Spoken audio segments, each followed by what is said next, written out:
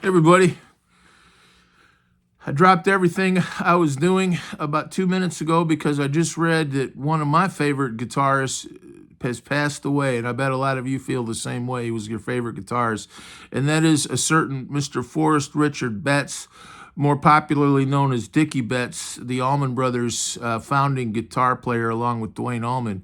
What a great loss to music. I mean, these deaths are really starting to hit hard. You know, we've had so many.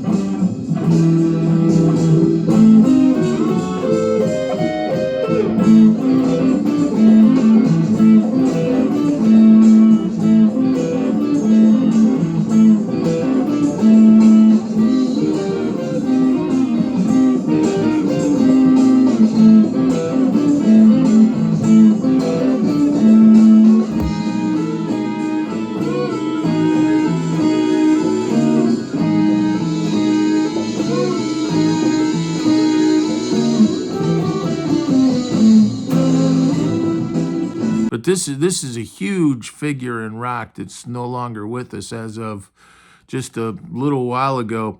You know, I saw the Allman Brothers 4 or 5 times. I even lost track, but they were all a long time ago. But Dickie Betts was in all the times I saw them. The first time I ever saw them was with Dickie Betts and Dangerous Dan Toller.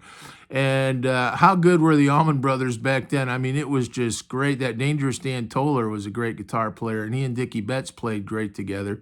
And then I saw them several times with Dickie Betts and Warren Haynes, and those were also great shows.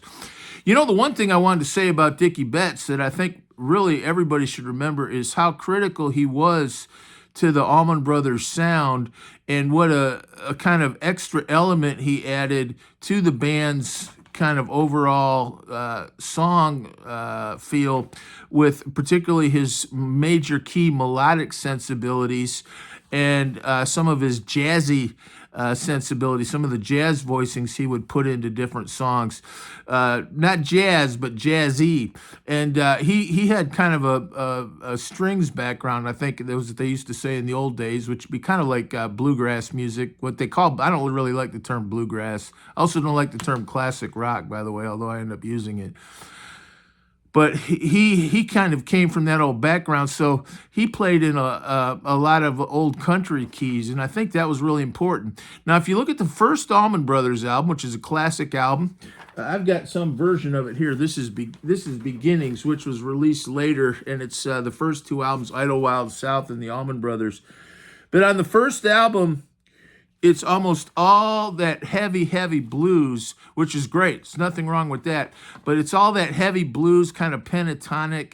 And, you know, the band, if the band had stayed entirely like that, they would have kind of maybe been forgotten, like Spooky Tooth or some of the other bands that kind of played like that at that time. But this is a great album. It's got Whipping Post on it, obviously one of the great signature Allman Brothers songs. Trouble No More, Black Hearted Woman. But almost all those songs are in the key of A pentatonic. I won't say A minor flat out, but A pentatonic, that kind of real heavy blues.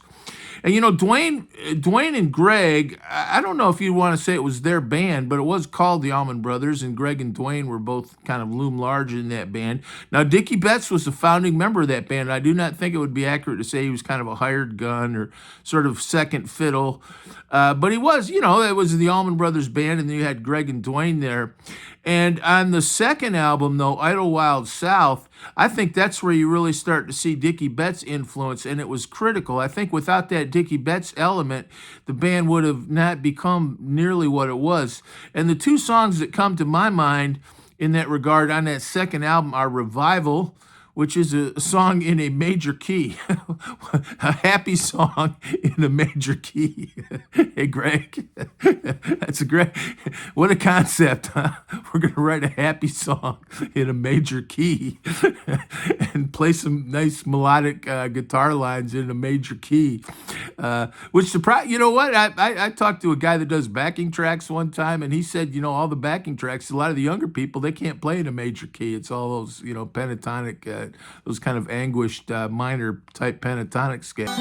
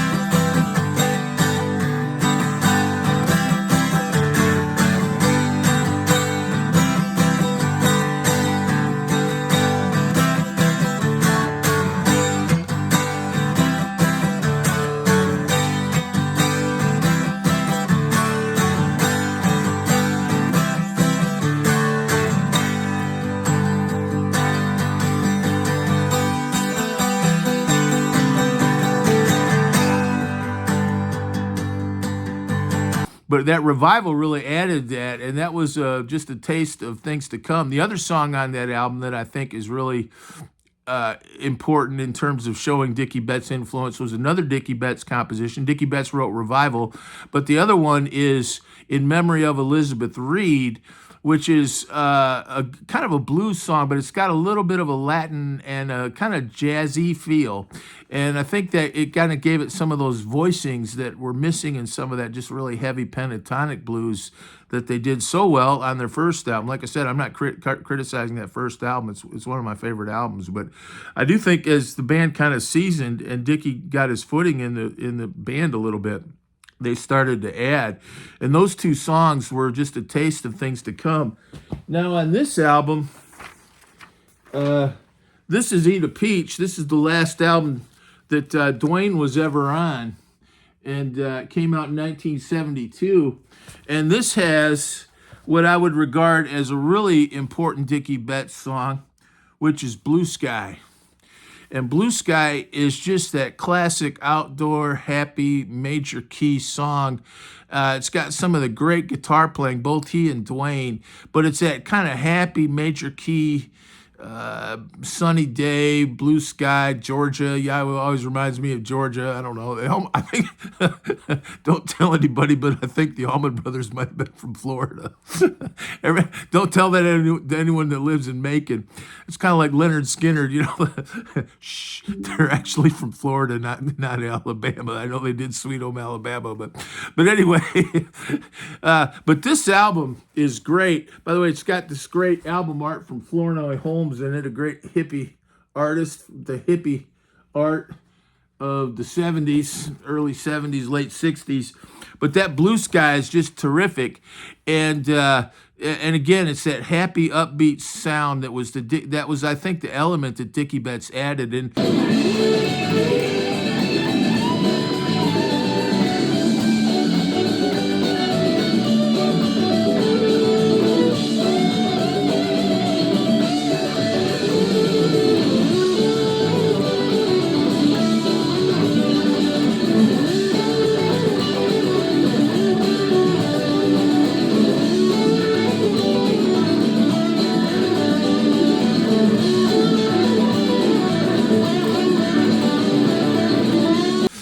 When I saw the Allman Brothers, it was a lot like seeing the Grateful Dead. They became kind of like a jam band, and you had the kind of girls and guys kind of dancing, bopping around in that kind of hippie way, and that was it was kind of happy.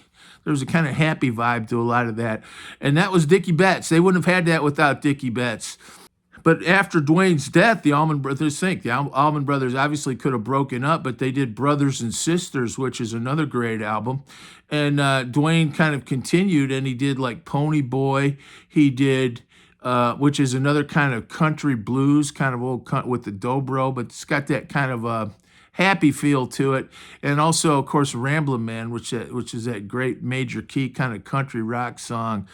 And, I think that was such a critical element of the Allman Brothers music, that happy, upbeat, kind of melodic sound. And let me tell you, that is almost exclusively attributed to Dwayne Allman, or that is almost exclusively attributed to Dickie Betts, in my opinion. I don't think they would have ever developed that aspect to their music, which was critical, without Dickie Betts. So he really was an important musical stream into that band.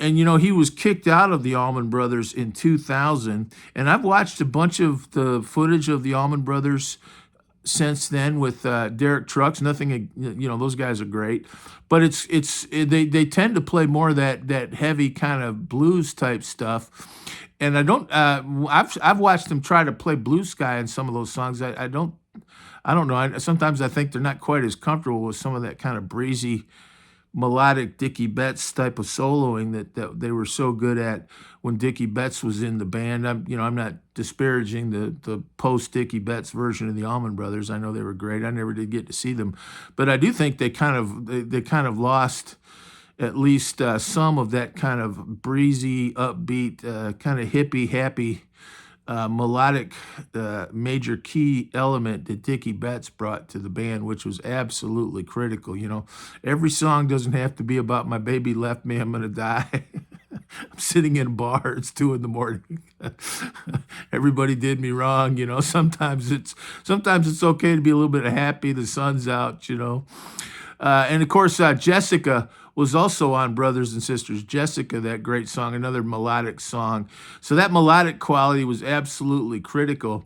The other, when Dickie Betts got kicked out of the Allman Brothers, I remember thinking that's pretty rich, when a guy like Greg Allman calls you up and kicks you out of the Allman Brothers for partying too much. Now, on the one hand, I do get it. They're professional, and if somebody is having substance abuse problems that make it so you can't really perform with them, that's just sort of a professional reality, But it did sort of always strike me as funny that, Greg Allman's, the Allman Brothers kicking Dickie Betts out for partying too much. I mean, pot, meat, kettle. Have you ever read about Greg Allman's personal life? Cher said when Cher was married to Greg Allman, she said, he was a wonderful man. He was a caring man. Sonny Bono, in his autobiography, said Cher always talked about Greg, even years after their marriage, like with that kind of tenderness. Like she always called him Gregory. But Cher said that Greg, he'd say, "Hey, honey," when they were married for a couple years. He'd say, hey, honey, I'm going to run to the store to get a carton of milk or something, and then he'd be gone for 3 weeks. so, so, but they kicked Dickie Betts out of the Allman Brothers. It's not funny, but it always reminds me a little bit of Graham Parsons and Keith Richards. And Keith Richards and Mick Jagger apparently had sort of an intervention with Graham Parsons around 1973, telling him he needed to slow down. They were concerned about it. And of course, Graham Parsons died not too long after that, but of bad behavior. But if you think about it, if Keith Richards is telling you to slow down and he's kind of spearheading some kind of an intervention to get you to take the straight and narrow path, I don't know. You might as well just call the Undertaker right there. You're probably done. I mean, if Keith Richards is telling you, you need to cool off, man. That's you must be doing some pretty wild things. And I always thought that about Dickie Betts. If Greg Allman's telling you that you're partying too much, buddy, you must be doing some partying. It's not really funny, but there is a humorous element to it.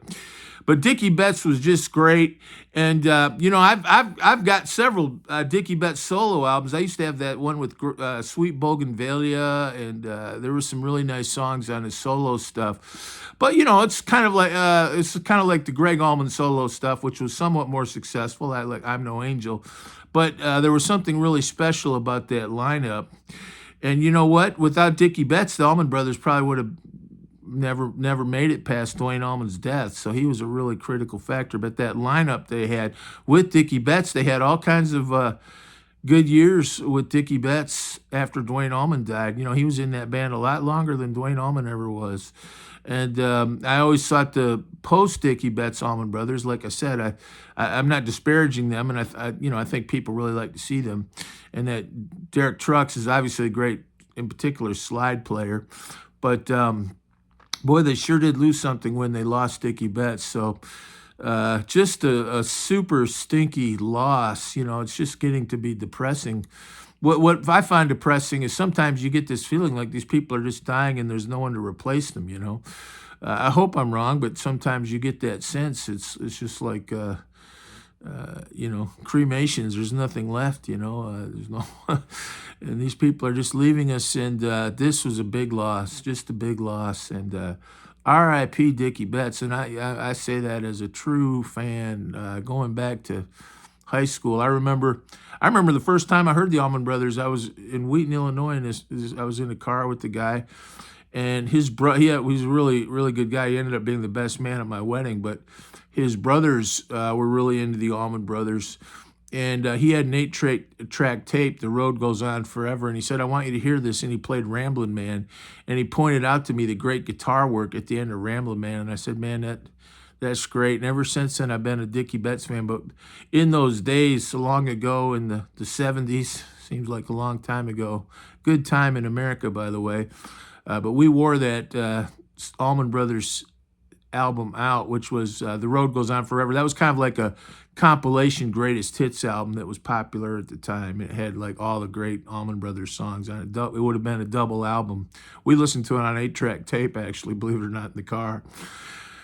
But Dickie Betts, can't say enough about him. R.I.P. R.I.P. for sure. Thanks. God bless.